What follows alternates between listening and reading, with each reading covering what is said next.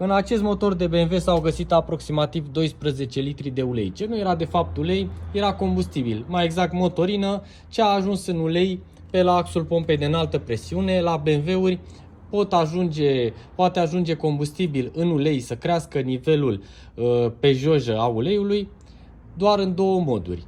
Pe la injectoare, dacă aveți injectoarele defecte sau mașina își face foarte des regenerarea, sau pe la pompa de înaltă presiune, dacă se defectează etanșarea axului pompei de înaltă presiune, pierde motorină combustibil pe aici, ajunge în ulei și automat crește nivelul în baia de ulei a uleiului, ce este de fapt motorină.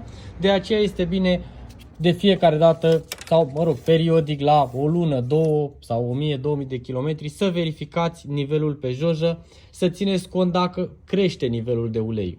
Nivelul ar trebui să scadă, nu să crească. Baftă!